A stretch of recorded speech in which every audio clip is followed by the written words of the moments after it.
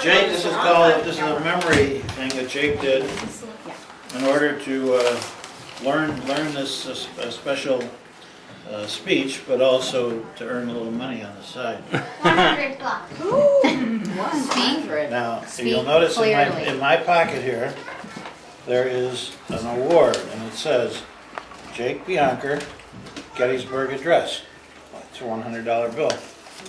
Now, it's not known, Jake, whether Abraham Lincoln memorized this himself, just made it up, or read it. They don't know for sure.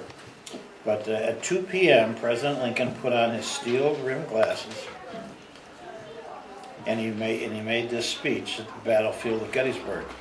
Wearing white gloves, Lincoln pulled out his 2-page manuscript from his pocket of his black coat. He still wasn't sure if he had gotten it right as he unfolded his long legs, stepped forward, paused before the crowd. When he started to speak, his high voice shrilled forth like the sound of a bugle. And then he made this very famous speech.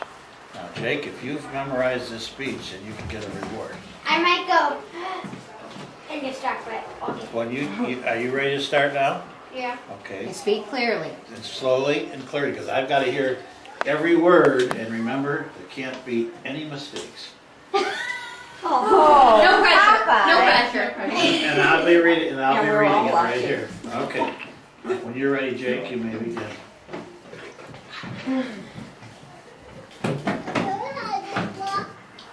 Fourscore and 7 years ago, our fathers brought forth on this continent a new nation, conceived in liberty, dedicated to the proposition that all men are created equal.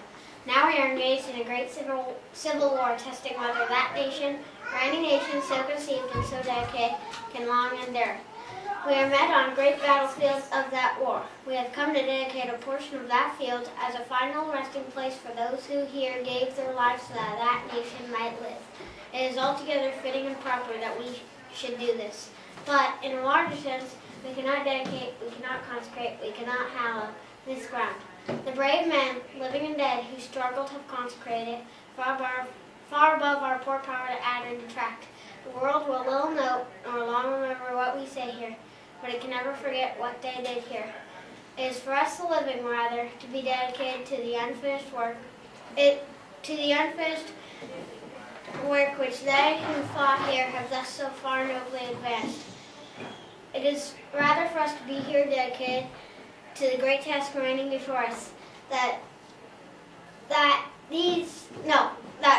from these honored dead we take increased devotion to that cause for which they gave the last full measure of devotion, that we here highly resolve that these dead shall not have died in vain, that this nation under God shall have a new birth of freedom,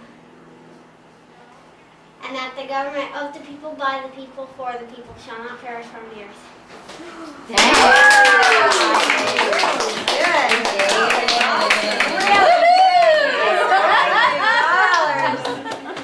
Hold it up. You've been working on that a long time. Wow, you earned it, really. I'm impressed. You can do that. I can never do that. He did